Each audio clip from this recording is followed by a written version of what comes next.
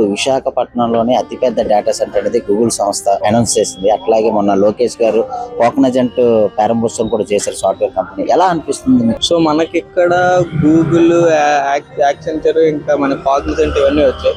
So best place ఏదంటే so మనం ఇక్కడే ఉంటే మనకి జాబ్స్ గట్ట వస్తున్నాయి. సో ఇది మనకి ప్లస్ పాయింట్ అనే చెప్పాలి. దాంతో పాటు మనకి ఎంప్లాయ్మెంట్ ఉంటూ ప్లస్ మన స్టేట్ డెవలప్మెంట్ కి మాత్రం చాలా ఉపయోగపడుతుంది కదా. ఇది మాత్రం మన స్టేట్ కి అలాగే మన యూత్ కి చాలా ప్లస్ పాయింట్ అనే చెప్పాలి.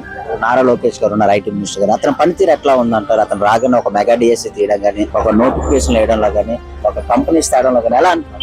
ఇప్పుడు మనం డెవలప్మెంట్ వైస్ చూసుకుంటే చాలా వ్యాస్ట్ డెవలప్మెంట్ అయితే ఉందని మాత్రం చెప్పాల్సింది. ఎందుకంటే అది ఒప్పుకోవాల్సిన విషయం. అది ఇప్పుడంటే మాకు కావాల్సింది మాత్రం ఎడ్యుకేషన్ సెక్టర్, ఐటీ సెక్టర్. మా పరంగా మేము చూసుకుంటే మాత్రం మాకు మాత్రం ద బెస్ట్ అయితే ఉంది. ప్రెసెంట్ ఇన్ని ఇయర్స్ ఆఫ్ ఆంధ్రప్రదేశ్ లో ఇన్ని వచ్చిన కంపెనీస్ రాలేదు. సో ఈ ప్రెసెంట్ ఇప్పుడు వస్తున్నాయి కాబట్టి ఇప్పుడు మా పాస్వర్డ్స్ కానీ ఇవన్నీ మాత్రం చాలా అడ్వాంటేజ్ అయితే ఉంటది, అందులో డౌట్ లేదు. మీరు చూసినట్లయితే ఒక మైక్రోసాఫ్ట్ తో అక్కడ ఒక చరిత్ర సృష్టించారు చంద్రబాబు నాయుడు గారు. అలాగే మన విశాఖపట్నంకి ఈ గూగుల్ సంస్థ రావడం వల్ల, ఈ కాగ్నిజెంట్ రావడం వల్ల ఇంకా అభివృద్ధి అయ్యే అవకాశం. అది డౌట్ లేదన్న. గూగుల్ మనం ఏం చిన్న కంపెనీ కాదు కదా. గూగుల్ ఎలాంటిదో మనకి తెలిసింది. అలాంటి గూగుల్ మన స్టేట్ లో, అది మన విశాఖపట్నం అన్నది అనేది మనకు గర్వకారణం అనేది చెప్పుకోవాల్సింది.